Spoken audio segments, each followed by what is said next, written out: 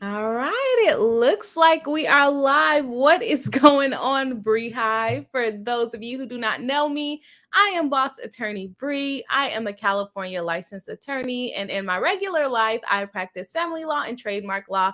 Here on this channel, we cover celebrity lawsuits, trademark lawsuits, copyright lawsuits, and really whatever kind of lawsuit we feel like covering. Welcome back to Thursday live streaming. We have not done this in a while. I am happy to be back live streaming. I almost didn't make it today, but we are here and we are going live. And we're going to be talking about a case that we talked about a month ago. It has some new developments going on. Let me know if you guys have heard about the case. If you have been following my channel, subscribe to my channel or whatever, keeping up with the BRI-HIVE, then you probably have heard about this case, but it's basically Brad Pitt suing Angelina Jolie for selling her stake in their vineyard that they owned. And we covered this, like I said, about a month ago, and his basis is mainly that she promised not to sell it, so she can't sell it. And we're going to go through Angelina Jolie's response of this promise. And it's a live reaction again today. I have not read the whole thing. I have just kind of skimmed through everything. It's an interesting one. The more interesting one is the cross complaint. That one's interesting. And Angelina Jolie is throwing the shades, and I cannot wait to get to that. We're going to get to that a little later on in the live stream. But before we jump into all of that good stuff, I'm going to check out who is in the chat live here. If you are here live or watching on the replay, go ahead and hit the thumbs up button to help us out in the algorithm so we can get more friends here in the BRI-HIVE.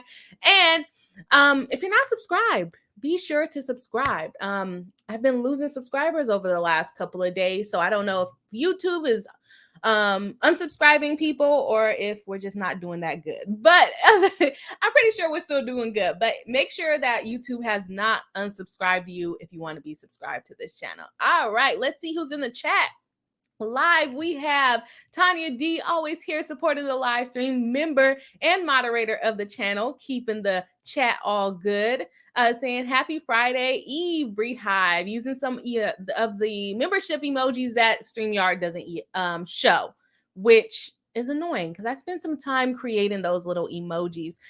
For those of you that do not know about the membership, you basically support the channel for $5 a month and you get cool little emojis and badges next to your name. That's what you see next to some of the members that we're going to shout out here. We have Nissa saying, hi, hello, welcome back to the live stream. We have Coolest Queen, another member of the channel. So if you check out the comment, you see a little badge next to it. And you can also see the cool little emojis. Jennifer Edwards says, hello, welcome back to the live stream. Kimmy, welcome back to the live stream, saying, yay, I'm so excited to catch a live from the beginning. Awesome. Yes, I started a little later today, and I'm probably going to keep starting late.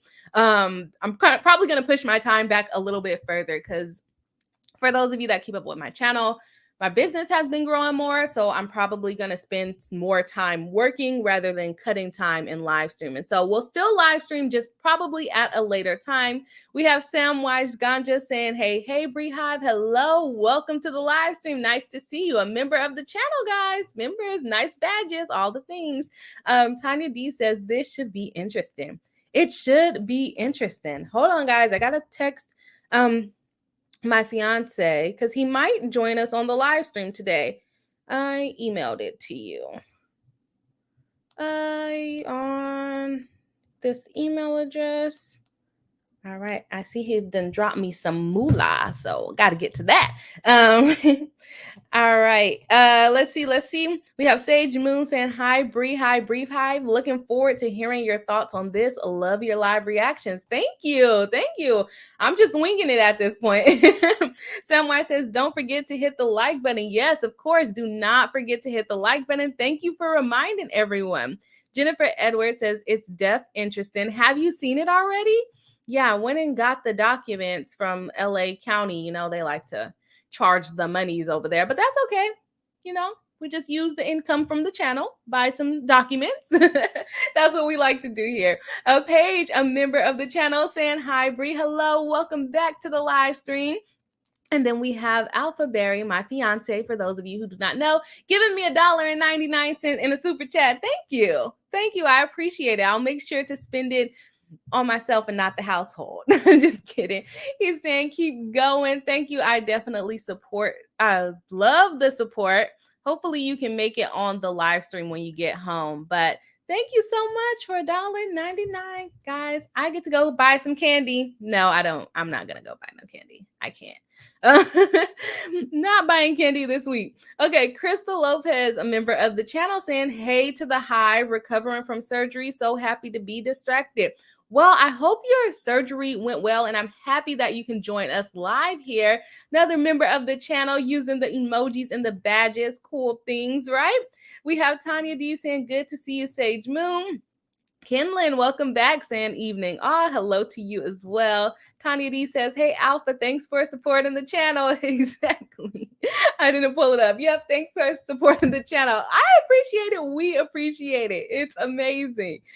Sam White says, your emojis like your hair on point. Oh, thank you so much. I appreciate it. About time to change this hair. I think I'm going blonde braids next. That's on the list. We'll see if I have time to do the braids. They take forever to do. Sarah Bernhardt says, this is my first live stream. Nice to meet you all. Well, welcome. Welcome to the BRI-HIVE. Everyone give Sarah a nice warm welcome here. We love new friends. We love new friends. Jennifer Edwards just became a new member. And I think at that point, guys, I think we might have reached our 25 members. And we're going to do that big live stream coming up here. I have to figure out how to do it on Zoom. So thank you, Jennifer, for becoming a member of the channel. You helped us to reach our goal of 25 members. I know last time I checked, it was 24. So we should be at 25 today. So I will start setting up that big live stream where the members can come on and join us live and talk about some topics that we pick out. So thank you, Jennifer. Definitely appreciate the support. You're going to get some badges and emojis. I'm so excited. Mary Ann, welcome back, a member to the channel, and also have gifted several memberships on the channel. Nice to see you back here on the live stream. We missed you. Thank you so much. Tiny D says, welcome to the BRI-HIVE to Jennifer. Yes, welcome in. Sage Moon says, oh, you guys are talking there. All right. Yes, we are welcoming people in. Kinlan's waving. Hello. Nice to meet you coming into the BRI-HIVE. Hey. And then we got some emojis that do not show on StreamYard. I wish they did, but that's okay. You guys can see them in the chat. All right. So we have 2 long documents to go through. We're probably going to hop around in both of them, but the cross complaint is where the juicy details are. So I'm excited. I'm super excited to get to the cross complaint. Like I said, I briefly looked into it. I haven't looked at it all the way, but just the headings have been a little spicy. When we talk about allegations and shade, like Emily D. Baker says, we're probably going to see a lot of allegations and shade. Like, girl, this lawsuit is about selling a winery. Angelina Jolie goes into why she separated from Brad, why she wanted to take the money away from Brad, all kinds of things. So we're going to get into some juicy details of the relationship. I don't know how much is going to relate to the actual implied contract that Brad Pitt is alleging here, but I think it's going to make us know a little bit more detail about what's going on. All right, Marianne says, hey to Sarah. Tiny D says, woohoo, 25. Yes, we're going to do that stream, big stream. I said on Zoom, but I don't know if I'm going to be able to figure it out. We might have to do it on StreamYard and just kind of switch people out because we only can have up to 10 people on StreamYard. Okay, if Spirit Flex says, hiya everyone, hello, welcome to the live stream. Jennifer says, yay, just love to support great creators. Thank you. Well, I definitely appreciate it, and I'm sure the BRI-HIVE also appreciates it. Kinlan says, I can't see you. You can't see me? Or who? Did I disappear? It's showing that I'm still here, so I don't know. Let me know if you guys can see me. Drop a 1 in the chat if you can see me.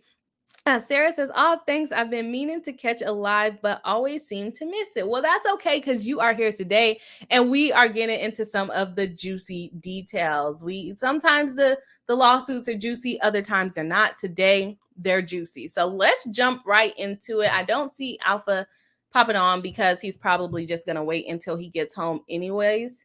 Yep, he said he'll come on when he gets home. So let's see what's going on in the demur on the action. So for those of you who do not know what's going on with this case, I kind of spoke about it at the beginning of the stream, but if you missed that, basically Brad Pitt is suing Angelina Jolie, his ex-wife, for selling her stakes in a vineyard that they both shared. We covered this about a month ago, and it seemed we didn't go over any documents, but we went over some articles.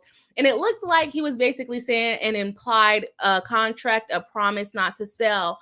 And Angelina Jolie is now responding, demurring to the allegations in the complaint, and basically saying that you do not have any basis for making these claims. And they're calling it a demurrer here in California. The civil code or the code of civil procedure that they cite is a California code, but it resembles a 12B6 motion to dismiss for failure to state a claim. So you're going to see some different numbers here, but it's basically the same basis of you haven't said enough things to make people believe that this lawsuit should go forward, basically. Okay, so here we are. We have they're demurring to the first amended complaint, basically for failure to state a claim for the first cause of action.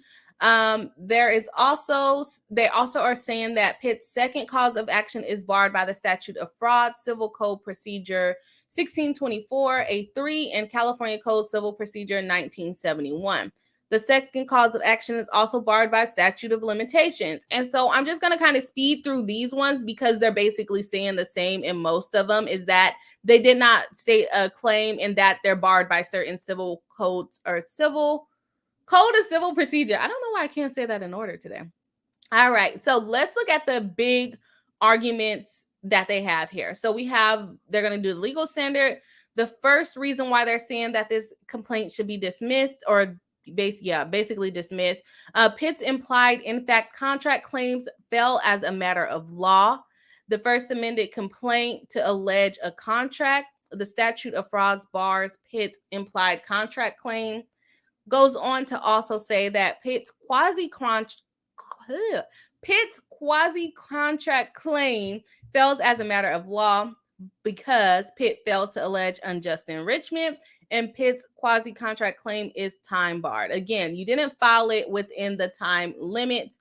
They go on to say why this should be dismissed even further is because Mondo Bongos, which is Brad Pitt's company, claims under Luxembourgish laws fails as a matter of law. Mondo Bongos interference with contract claims fails as a matter of law. Plaintiff's interference with prospective economic advantage claims fails. Plaintiff's constructive trust claims fails. I have a client calling and we are after hours client. I'm sorry, I'm gonna have to call you back later.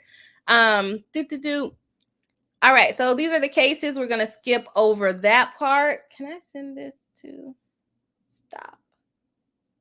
Okay, all right, stopping that call there.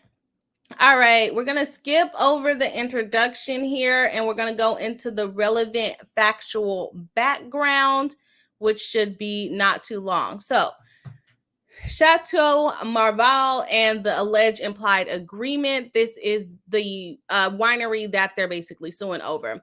As the first amended complaint alleges, Jolie and Pitt jointly purchased Chateau Marval and it's a company winery in 2008. They purchased the chateau as a home to share with their children and the vineyards as a family business. According to the first amended complaint, they agreed they would never sell their respective interests in Marval without the other's consent.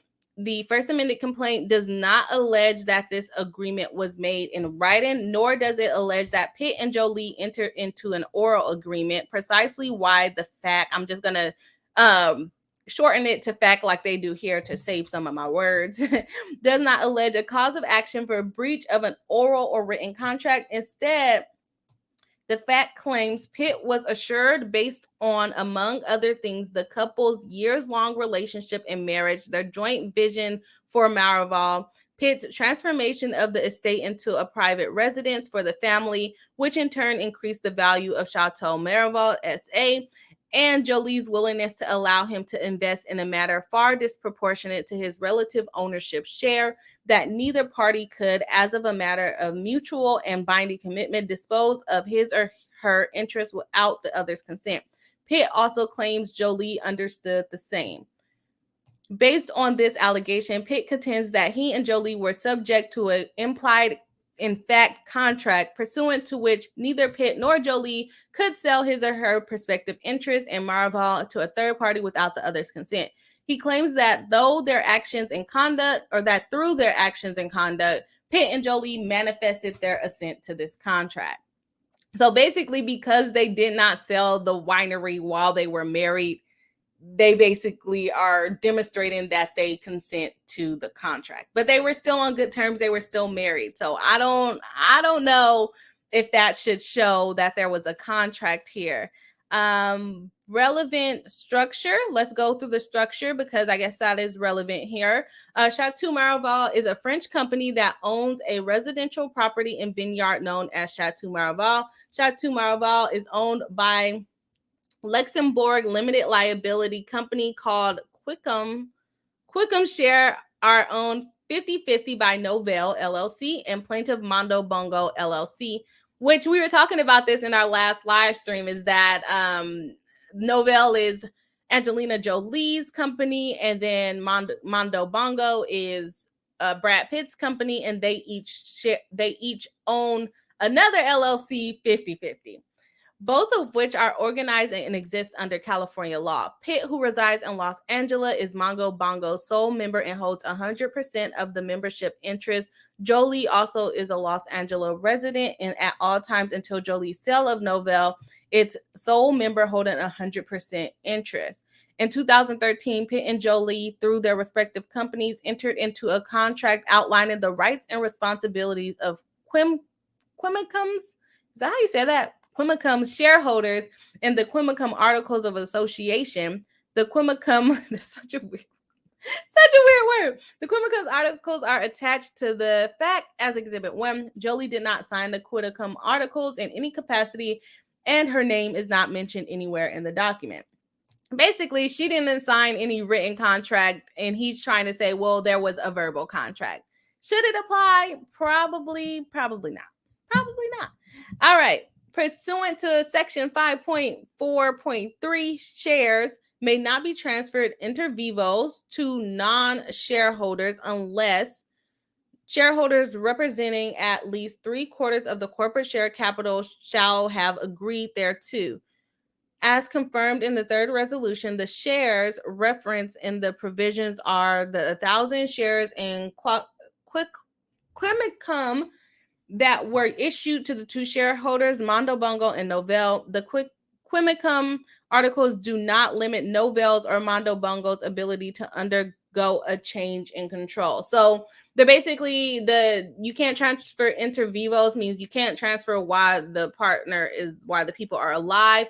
And that's just transferring the shares. And what Angelina Jolie's company or attorneys are arguing is that there was no rule that you couldn't change who owned the LLC that owned the shares. Maybe a loophole they have there, but an interesting argument for sure. Okay. They go on to say that Pitt's implied in fact contract fails as a matter of law. Let's see what the implied contract is.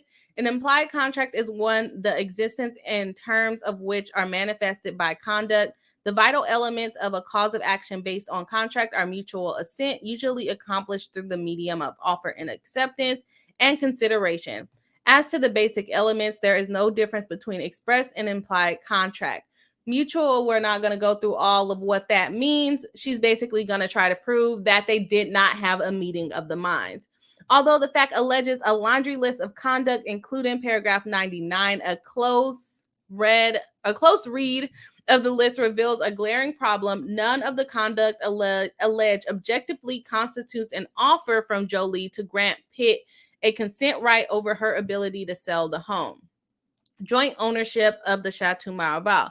The mere fact that Pitt and Jolie jointly purchased and maintain Chateau Miraval as their family home cannot reflect objective offer to give Pitt specific consent rights. If they were true, every joint purchase of real property by any couple would give implied rights. So basically saying they never said words to do it.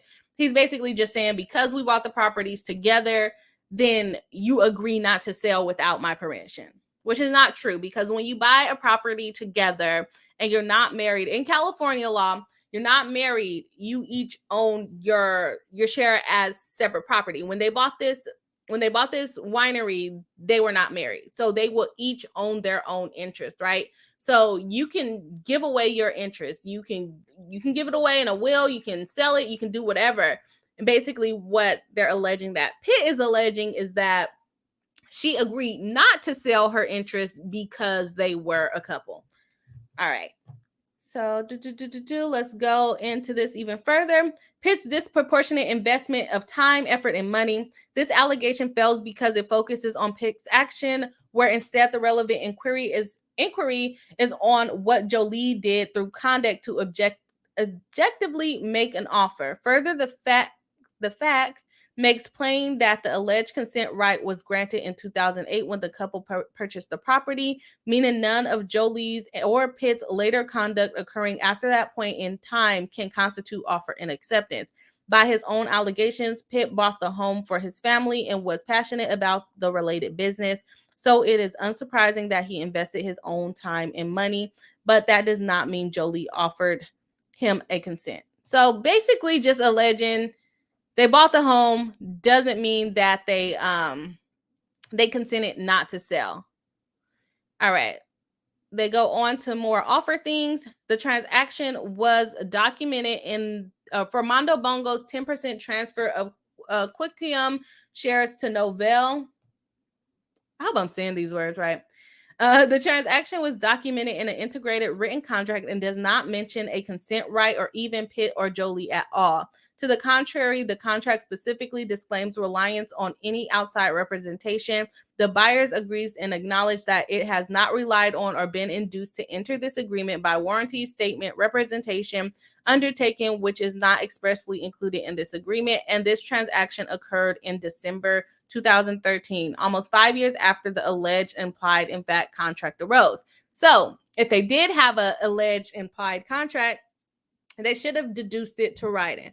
The other argument that they're making here is basically that this contract was entered into by the LLCs. And the whole purpose of an LLC is to separate a person or people who own a company legally from their business. And so the fact that the companies entered into an agreement, that makes the company the parties. The companies will be the ones liable for the shares, all of those things.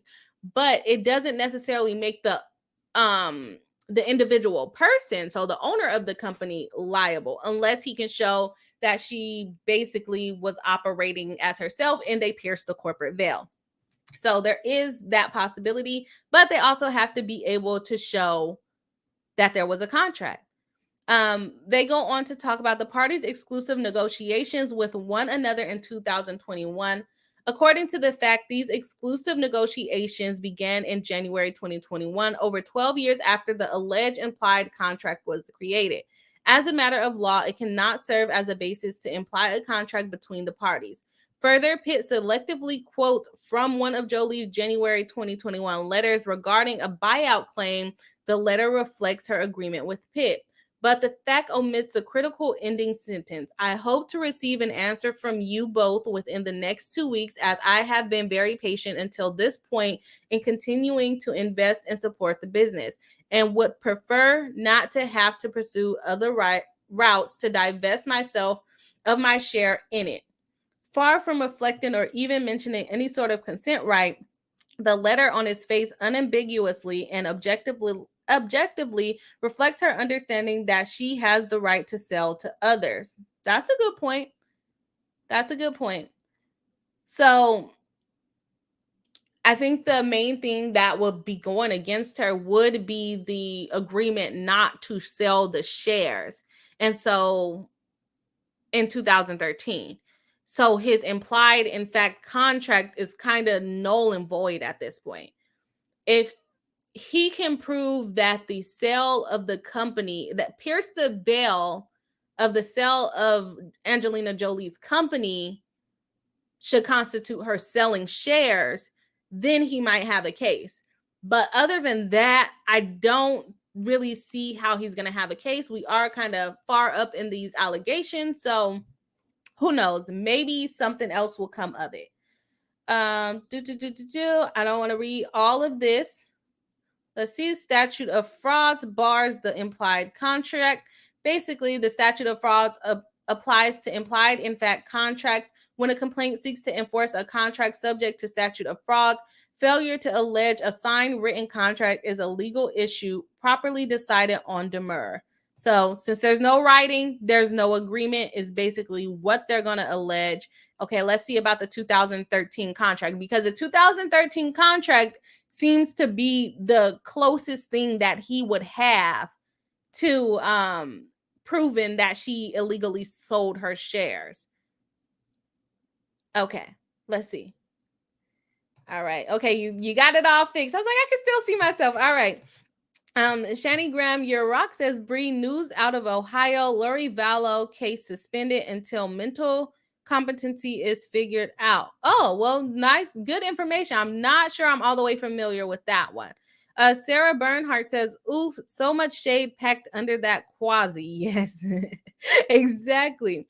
Tanya says, if you're just joining, don't forget to buzz by and hit the like button. Yes, exactly. Thank you for reminding everyone. Hello to Kim. Welcome into the live stream. Kim says, is there a link to click to become a member? I think Tanya is going to answer you, but yes, there is a link in the description box. So yes, Tanya answered the question. All right. And then P and K Face says, what is piercing a corporate veil? You lawyers always talk about it, and I wonder what it is. Okay, so let's talk about piercing the corporate veil. Okay, so basically, when you get an LLC or a corporation or whatever it is, those are most of the time owned by individual people. You can pierce a corporate veil in a case such as this one, where it is an LLC and there is one member, or maybe it's an LLC and it's a small group of members. You can also do it on an S Corp where there's one owner or just a few owners, in which the court finds that the person is basically operating the LLC as a facade. So let's say, I'll be the LLC. So I opened up an LLC called Bri LLC, right? Bri LLC is now an LLC. Now I go to the bank and I buy a car, right? I'm supposed to be buying it for my LLC. It's under my LLC's name, but I'm driving the car everywhere. I'm driving it to LA. I'm driving it across the country for my regular, nothing to do with business, driving it all around. And then let's say I also have my LLC, but I'm also not paying my taxes or something like that. And then putting it under the LLC, just writing everything off because I have an LLC. Let's say when I drove to New York, that was a business expense, but it was really a vacation or something of that nature. And you're just constantly doing things as yourself personally, but you're saying, oh, it's a write-off because of the LLC. Oh, I'm not responsible because of the LLC. I sold you bad products, but and I knew that the ingredients that I was putting into the products were bad, but you can't blame me because I'm an LLC. A court can basically say, you know what? You're acting as a facade. The LLC is not real. It's just you. You're signing everything. You're using all the products. You're using all of the assets. You're racking up all of this debt. We're going to pierce the corporate veil and we're going to come after you personally. This might be this might ring a bell for you with Tasha K, because Tasha K was sued individually and as an LLC. Now, if they would have just sued her as I think she's an LLC. I'm pretty sure she's an LLC. Sued her just as the LLC by itself. When they sued her, they can only go after what the LLC actually has. But if they sue her as an individual in an LLC, they can go after both her personal assets and her business assets. Now, if they only sued her as an LLC, but they wanted to get to her personal assets, because let's say the LLC only had $30,000, but her personal account had $1 million, they can ask the court to pierce the corporate veil because she was acting as herself. That probably would have been a better example.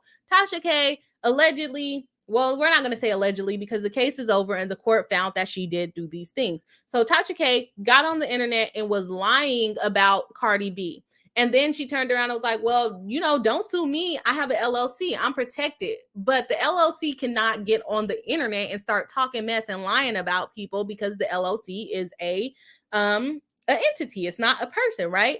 So they're basically saying if they would have sued her as just the LLC, they would have pierced the corporate veil and said, this is a facade. She's hiding behind the LLC because the LLC has less money than she does personally, but she should be held liable because the LLC is basically a facade. She is doing these things herself independently, and she should not be able to escape liability because she has an LLC. I hope that makes sense. I felt like I was rambling on and on and on. But basically, you are pretending to be a company, pierce the corporate veil. That way they can go after your personal assets and your business assets. And so in this case with Angelina Jolie, maybe piercing the corporate veil to come after seems like they're trying to pierce the corporate veil to come after Angelina Jolie by saying she knew that she was not supposed to sell her shares. So instead, she just sold the whole company. Now, there are different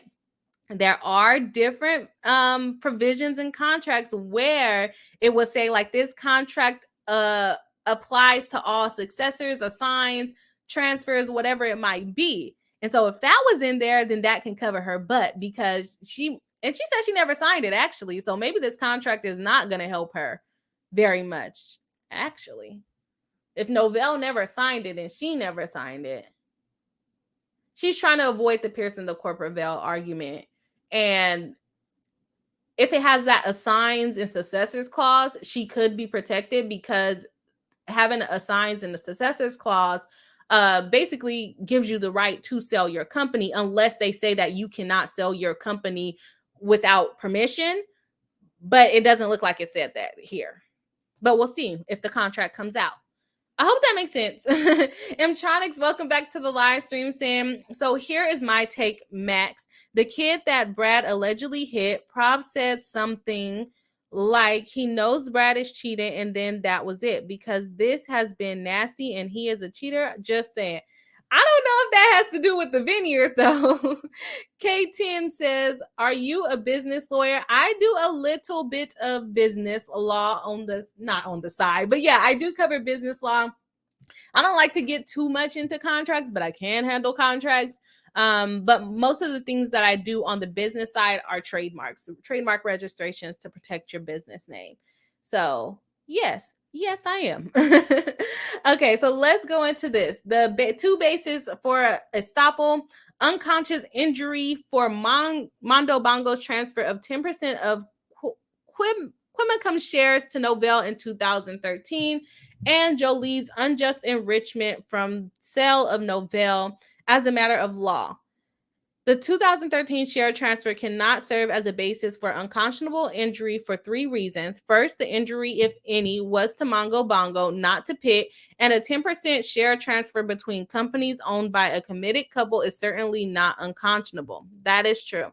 Second, and as discussed above, the 2013 share transfer was documented in writing in an integral agreement that was not mentioned Pitt, Jolie, or any consent rights that expressly disclaims any reliance on outside statements, representations not included in the agreement. That also supports her very much because when you put that in there, you can't then come back and say, well, I only signed this because she said that she promised that she was not going to sell her shares without my permission, that she would offer to sell it to me first. She promised that, but it's not in the agreement, but you guys should still listen to me because she promised. She pinky promised. And here it doesn't even sound like she pinky promised. But yeah, so when you say anything said outside of this contract does not apply, the contract is within the bounds of the four corners of this contract. So that will help her out as well. Are you guys on Angelina's side or Brad Pitt's side in this case? I don't think I've asked that yet. Let me know. Drop a 1 if you're for Angelina. Drop a 2 if you are for Brad Pitt. You can do this on the chat, or you can do in the live stream, or you can do it in the comments if you're on the replay. Oh, I didn't even notice this. They have printed on recycled paper. How sweet. Okay, let's see. What else do they have to say? Pitt's claims that Jolie was unjustly enriched from the sale of Novell is also unavailing. For such an estoppel to overcome the statute of frauds, the defendants must have reaped the benefits of the contract so that she would be unjustly enriched. Defendants must have received benefits of the contract for exceptions to apply. Here, Jolie has not reaped any benefits from the alleged implied contract because that contract was allegedly an exchange of consent rights. The fact does not allege that Jolie has ever sought to exercise such a right, nor are the proceeds from Novell's sale unjust for Jolie to keep. Jolie and Novell 100% owner and sole member and is entitled to receive value for its sale. That makes sense. And Pitt did not pay Jolie that money. While it may be true that Pitt efforts as a co-owner of Chateau Merveille indirectly increased Novell's value, those same efforts also increase the value of Mongo Bongo, in which Pitt is 100% owner of the sole member. That is true. So he's saying that she was unjustly enriched by selling her company that only she owned. No, that's not how that works. As soon as the money comes in from the vineyard, from the winery, she's getting that money. And so he's saying just because she sold the company, she's no longer entitled to that money. No, she made a smart business move. She was not unjustly enriched. I don't know about that. Let's see. That argument is probably not going to go well. We are not very far into this complaint, and I do really want to get to the cross complaint things. They're basically, we could probably cover this one a different day, but it's kind of a lot of the same thing, just regarding different, regarding different causes of action. So I might come back to it if I have time, but I'm not trying to make this a super long live stream, so I am going to cut it right there. If you guys want the document, I might make it available if you want to see the rest in there. I just want to get to the shade and the other one, and the cross complaint. So I do want to get into that, but I am going to check what the comments are. I said, are you guys team Brad or team Jolie? Okay, we have Tanya saying 3, neither side, just interested to learn about law stuff. Okay, I can respect that. I appreciate it too. Jennifer says, I am kind of in the middle. I think she sold it to be petty. She might have sold it to be petty, but is that a legal cause of action? Those are the things that we are here to cover on this channel. It probably was. I probably will agree that it was petty. But does that make her liable for anything? I'm thinking no. I don't see it right now, but then again, I haven't read everything yet, but based off of what I can see right now, I'm not seeing it. K10 says 0, I don't choose sides. Okay, we got a lot of neutrals going on. Kim says Brad. Okay, we got a Brad supporter here. That's good. Kim says, I forgot what number to use. It's definitely okay. Mtronic says to Jennifer Edwards, yeah, Def, but that's why I was saying it's because he cheated. They got married there. Oh, at the Vineyard. Oh, so she sold it, and then that's petty. Hey, you got to do what you got to do, right? Let's see what is going on here.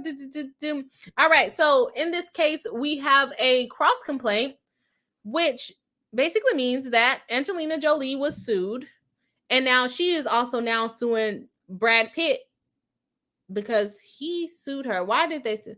Cross complaint, Angelina Jolie against cross defendants William B. Pitt and Mondo Bongo. So her Novell is out of it, and it is just her suing as an individual. Okay. Is it blurry for you guys? Okay, here we go. Let's get the summary of the cross complaint. William B. Pitt's lawsuit against Angelina Jolie rests largely on the following premise. Pitt alleges that when Jolie and Pitt first purchased their family home, Chateau Miraval, in 2008, the couple impliedly agreed they would never sell their respective interests in in the chateau without the other's consent. This premise is false. So she's saying she never even made that promise. In fact, the evidence confirmed that no such agreement ever existed.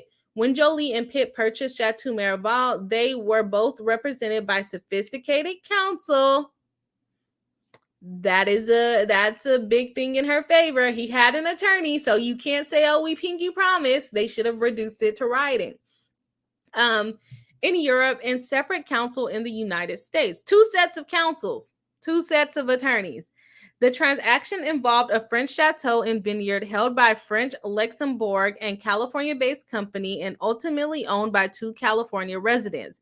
The transaction was meticulously documented by counsel from at least 3 countries. In 2013, the companies through which Jolie and Pitt held their interest in Chateau Miraval, Novel, and Mondobongo entered into further written agreement delineating the rights and responsibility they owed one another. Again, the agreement was documented by counsel. So they had attorneys when they first purchased the property and when they signed the rights and responsibilities to each other. From the purchase in 2008 through Jolie's attempt to sell her interest in Pitt in 2001, Jolie and Pitt have communicated thousands of times, orally and in writing, both directly and through their various representatives, lawyers, accountants, consultants, managers, and their advisors. They have issued statements, been interviewed by the press, filed documents in various courts, and commenced business with third parties like Mark Perrin and his business Familias Perrin. I don't know if I'm saying that right. Through further written agreement, they even have attorneys for their non-Miraval business there too, and their property and financial dealings were memorialized in writing. Not once in any of these documents does Jolie, Pitt, or any of their representatives reference the alleged consent right Pitt now claims to have. Yeah, their stuff is going to be very interesting because they're celebrities. They have a lot of money. They want to protect their interests. So I think she has a point there. Now, what she's cross-complaining about, I am not sure at this point, but I am just excited to see the shade, okay? Of course, Pitt knows this, and Pitt concedes in his complaint that there is no written contract granting him such right. He cannot even bring himself to allege that Jolie orally promised him that right. So he added a twist to try to explain the glaring hole in the factual record. The consent right is a secret. What? He claims he and Jolie granted each other the secret consent right through their actions and conduct. Is it a secret if the other person doesn't know about it? I mean, it might just be your own secret. I don't know. I'm going to love when discovery comes out on this. Pitt offers no explanation for why this critically important right was never discussed or reduced to writing. Gotta reduce it to writing. A millions and millions of dollars chateau, and you don't put that in writing? Come on. He never explains exactly how or when the secret... I can't with the secret. Unspoken agreement was reached. Nor does he explain why he and Jolie never told anyone about it, because it's a secret. That's why he didn't tell you about it, because it's a secret. Not their advisors, business partners, accountants, the press, or even their lawyers, nobody. Because it's a secret. You don't tell secrets to the press because then it's no longer a secret, right? The truth is there is no such secret agreement. In fact, just days before buying Chateau Miraval, Pitt expressly refused in writing to enter any form of agreement controlling how he and Jolie could sell their interest. Well, when they put that in, that is interesting. If he really did write that if he signed something that says there is no limit on how to sell your interest, that goes against his whole entire claim. And he signed that around 2008. Yeah, not a good look. I would love to see the evidence for it. This cross complaint asked the court to confirm that there is no such consent agreement Further, and as explained in detail below, Jolie did offer to sell her interest in Chateau Miraval to Pitt, but in exchange for his purchase, Pitt demanded to sign a non-disclosure agreement that would have contractually prohibited her from speaking outside of court about Pitt's physical and emotional abuse. Hello. What's up? Are you gonna join? Nah, I'm tired. Okay. Alpha's not gonna join. I already told them about you. Okay. Yeah. It's okay though. You sure? Yeah. I could do a little 10 minutes. No, it's okay. Yeah, I stay today. Hmm? And you won't really know what I'm talking about. I really wouldn't know. Yeah. Okay. So she did offer to sell it to him. And part of what he was alleging was the first right of refusal. So she did give him the first right of refusal, but he then counter offered by saying she needed to sign a non-disclosure agreement that would have contractually prohibited her from speaking about physical and emotional abuse. Interesting to say the least. So she did, even if the promise did exist, she did give him the first right of refusal, and that's what she's arguing here. Jolie refused to agree to such a provision, and Pitt walked away from the deal. For this reason, the cross-complaint asked that the court also declare that to the extent Pitt had any form of consent or veto right, Pitt rendered that right unconscionable, void, and against public policy for conditioning the deal on Jolie's silence. I could agree with that. Okay, so they go over the parties.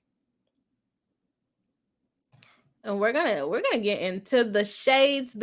And so I guess that is why she brought up the separation and the abuse and all of the things, is because she's saying that is a part of why she chose not to sell it to him. So at first I was like, why is she bringing this up? Because I didn't read that part earlier, but I see why she's bringing it up now.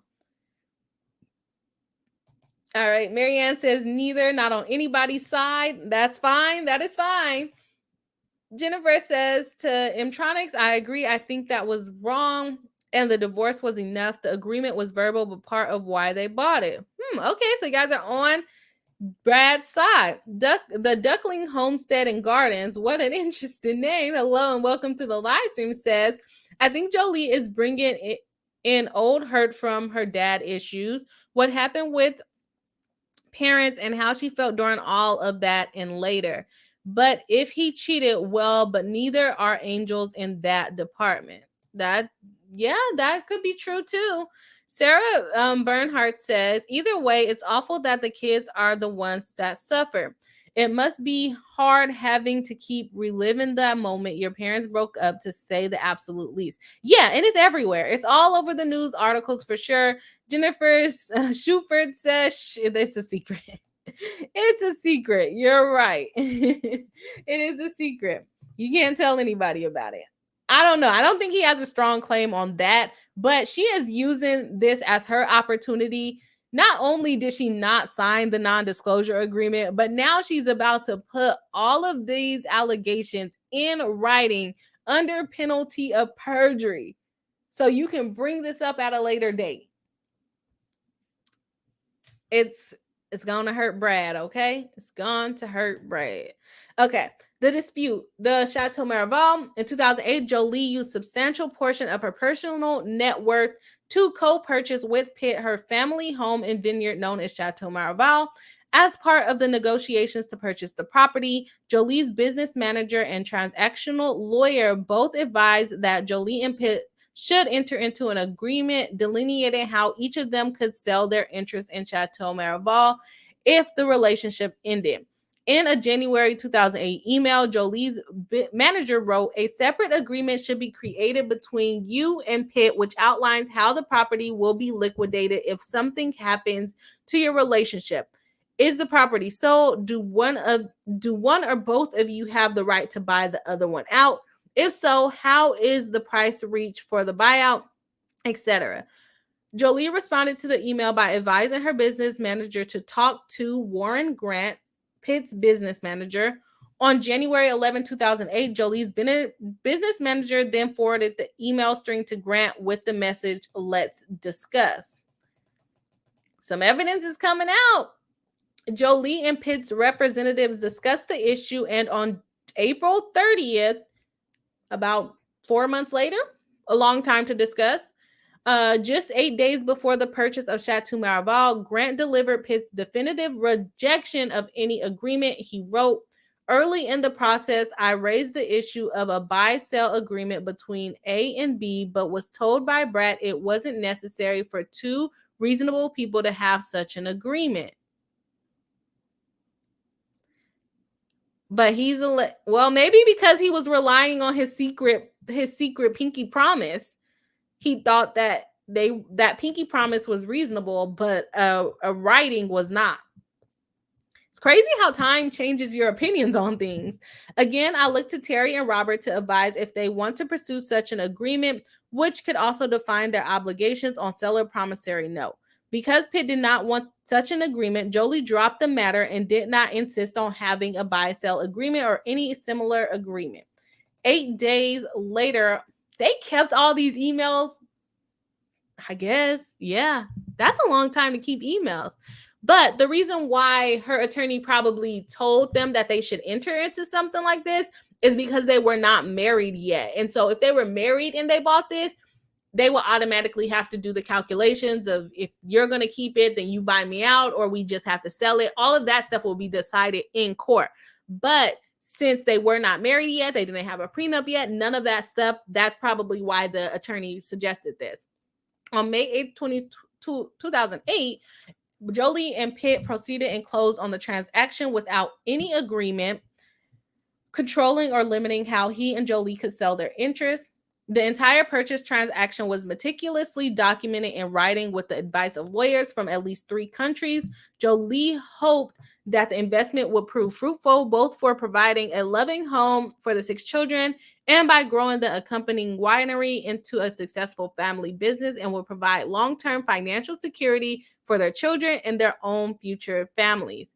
To accomplish that goal, Jolie and Pitt, through Chateau Miraval, formed a joint venture with Mark Perrin, a successful winemaker whose vision it was to turn Chateau Miraval winery into a vintner of world-class rosé wines.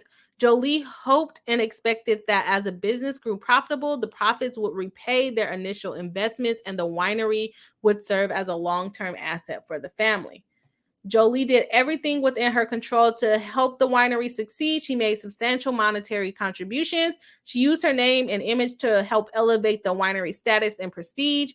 But the winery was just one part of the couple's busy lives. They were raising 6 children while also pursuing successful Hollywood careers. All right, so they go on to talk about the winery a little bit more, but let's get into the shade. All right, so why Jolie separated from Pitt? Because this has everything to do with the winery, right? Everything to do with the winery, or is it just her turn to tell what's going on without anybody cutting her off? Let's see.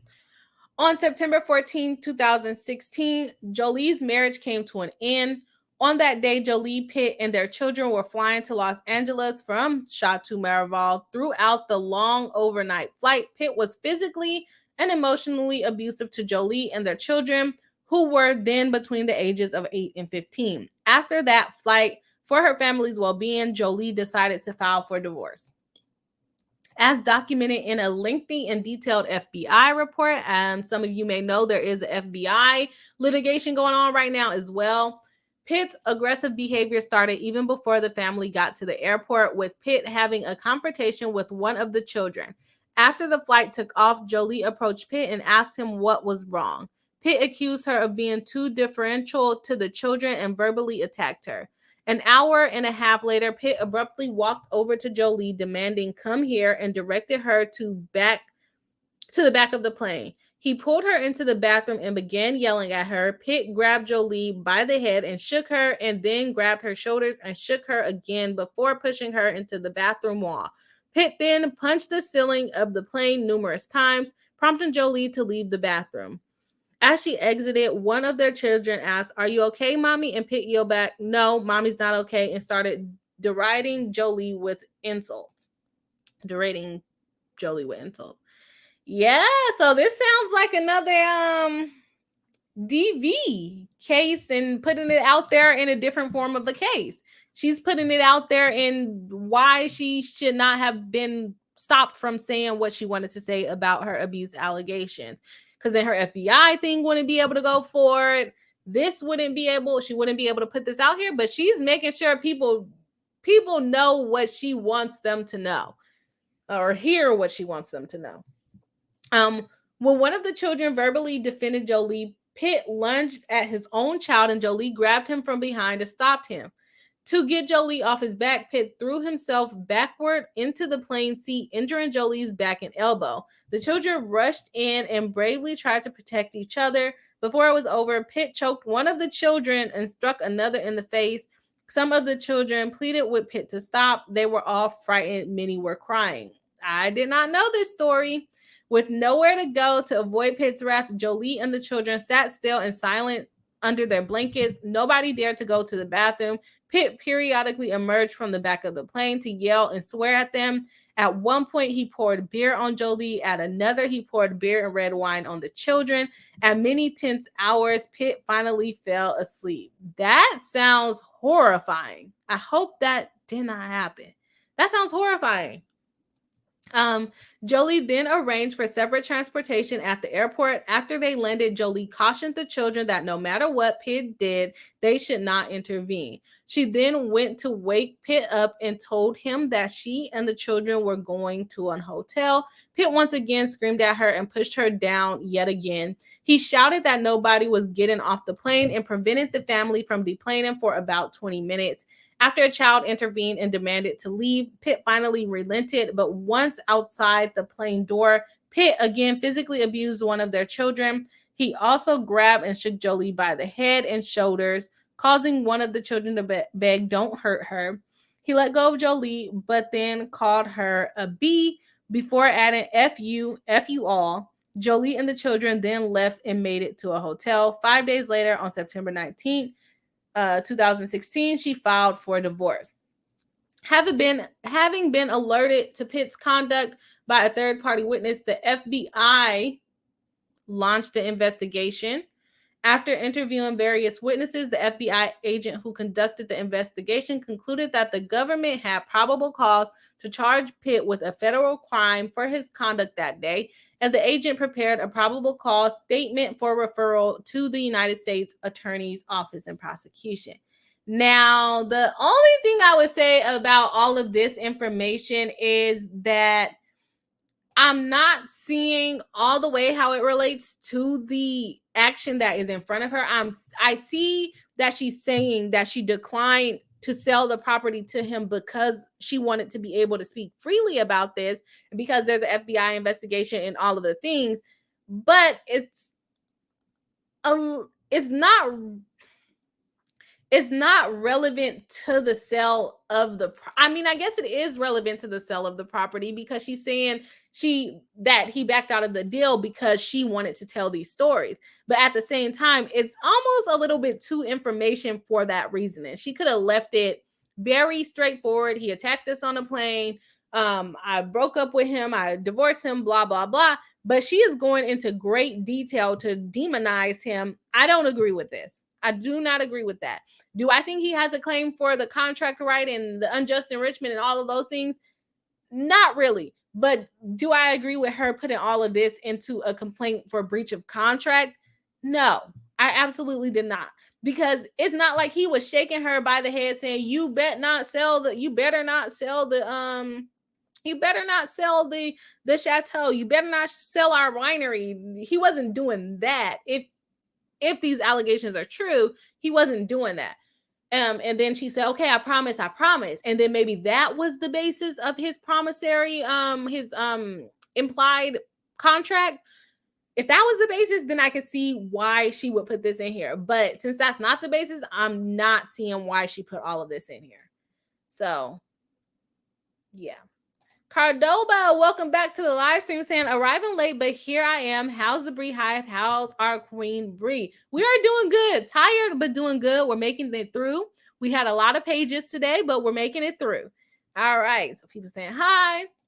Crystal says, I hope this isn't true. It's all awful. Yeah, that sounds like a horrible, horrible situation to be in. Mtronic says he's never denied or refuted that scene either, right? I don't know. This is my first time reading about this. Medtronic says to Jennifer Edwards, totally. I think it's actually Brad being petty. I would say Brad is being petty for filing this lawsuit. Angelina might have been petty for, selling it, but I think Brad is being petty for then filing this lawsuit. Because it's probably a substantial amount of income that he could have profited off of. He could be like, oh, okay, I'll buy it from the oligarch and move on, but he's throwing a tantrum. It's all for his career. Yeah. Bringing him back into relevancy. I'm not really a Brad Pitt fan, so I don't know if he lost relevancy or not. Mtronic says, girl, we heart you, but you have to know the backstory when it comes to these celeb cases. Yo, hey, I don't have time. I can only get into these complaints and things that come in front of me. I gotta work. YouTube don't pay me enough to know the backstories of celeb. I'm sorry. I am sorry about that. Mtronic says, hell hath no fury like a woman scorned. Kathy O'Toole says, I cannot understand how she is throwing this into this case. That's what I agree with you. This was 6 years ago, and now she wants to bring this out. Why not during the divorce? Why not? She might have brought it out in the divorce. I haven't looked at it. I think their divorce was pretty private, so there's not a lot of information in the court system on that. But yeah, because they went through like a private arbitrator. But she has an FBI case. She already has the FBI case open. So why bring it out in this contract? Okay. So let's see. Oh, I didn't even close this out, but let's keep going. Jolie's attempt to separate economically from Pitt's attempt to silence her.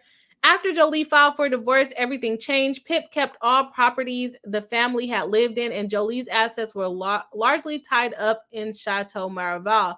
Jolie did not ask for any of those properties or even alimony, but since her funds were tied up in the chateau, she did ask Pitt to lend her the funds necessary for her to purchase the home for her and their children. Pitt lent her funds with interest, with an agreement once again memorialized and referenced in numerous writings. Jolie then largely put her career on hold, foregoing years of compensation in the process so she could focus on efforts of her family. The events of the day were traumatic to Jolie and the children. To this day, they have all been unable to return to the chateau due to the association with the traumatic events, including the children who are now legal adults. The Chateau Maraval now had her most important asset. Jolie began to seek more active role both in understanding the chateau and winery's various projects and in understanding and overseeing its finances. As disputes and complications arose in the related divorce and custody proceedings, Pitt's conduct hardened as he attempted to cement his control over the winery. Despite Jolie having the exact same ownership interest as Pitt, he started excluding Jolie from any meaningful input in the management and direction of the business. Over time, he completely froze her out and largely cut her off from receiving information about its finances. Pitt also categorically refused Jolie's request to distribute any portion of the winery's profits. Instead, over Jolie's objection, he reinvested all of the profits back into the business and, as Jolie later learned, into Pitt's own projects. Pitt's refusal to distribute profits alone again gave him substantial leverage to control over Jolie in their ongoing disputes. That's not good if he bought into his own his own projects that he had going on. I'm going to skip a little bit of this. Let's see what else allegations she has coming out. Okay, they sell it.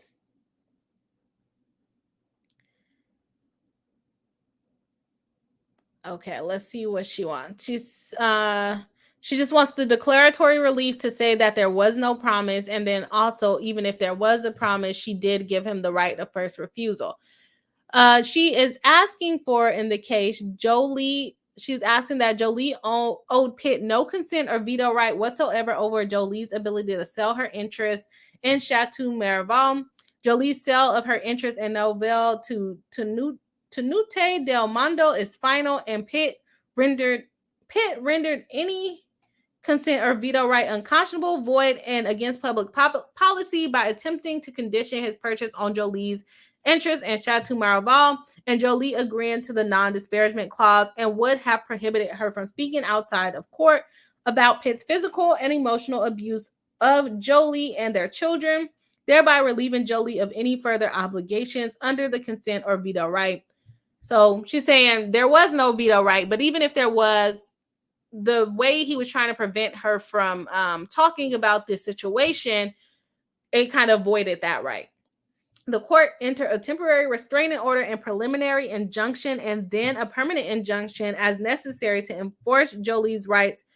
She wants costs for the suit and any relief that the court deems necessary and proper. So there still are a lot of other allegations in this.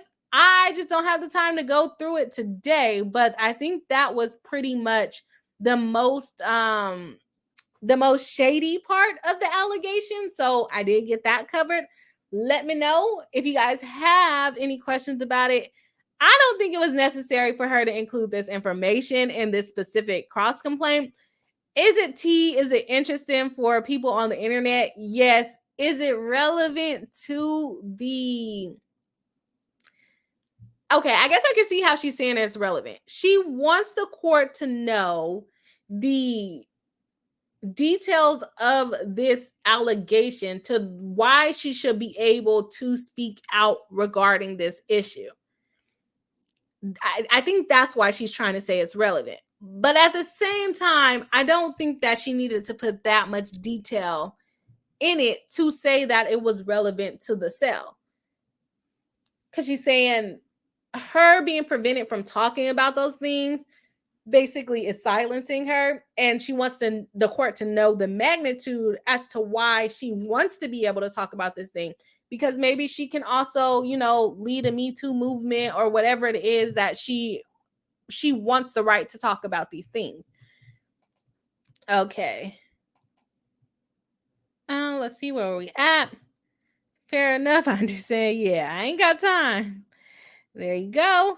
Okay. Kathy O'Toole says there was 3 investigations, CPS, the FCC, and the FBI, all found no case. Well, then that might be a lie under, let me see, I think her attorneys might have signed it, so it might not be under penalty of perjury, but guess what? She's getting her story out there. Whether it is true or not, she is getting her story out there. I don't know if it's true. Well, if he's never, did he admit to it? I don't know. Yeah, the attorney signed it, so it's not technically under penalty of perjury. So it doesn't always have, I don't know. She can blame it on her attorney if something wasn't accurate. Jennifer says agreed with Kathy. Sarah Bernhardt says, if you be both relevant and also a PR move, it is leaning more towards PR for me. I see why she is saying that it is relevant. I absolutely see why she is saying it's relevant. My question or my opposition to it would be, did she need to go into that much detail to show that it is relevant? And in addition to that, okay, if he did all of these things, right? Let's say an FBI investigation was still ongoing. Then she could say, I have to be able to talk about this publicly because the FBI investigation is going and I may be required to testify on a witness stand. She has a case going as Jane Doe with the FBI. Is she suing the FBI? I think she might be suing the FBI basically for fine. I will have to look into that. Let me not say that. Let me not say she's suing the FBI. I don't know all the way. So, what was I about to say? I completely forgot. But I can see why she's saying it's relevant. Do I think she needed to put that much into it for a breach of contract? No. She said, I have the right to talk about the things that happened to me. And maybe I am doing, charity work to help domestic violence victims or something like that. I have to be able to tell my story because I'm a motivational speaker, something like that. But to go that deep into detail on a contract matter say, well, I didn't sell it to him because he didn't want me to talk about this, and he did all of these things to me, all of these bad things to me. I understand he did bad things to you, but is that much detail relevant to the case at hand? I would have to say no. Now, if it was a domestic violence case, by all means, go for it. If it was you're a motivational speaker and you need to let people know, hey, I've been through this too, by all means, all the detail.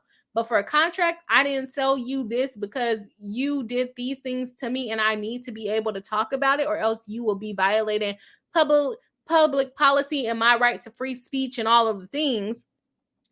I'm not in agreement with her divulging all of this in this particular case.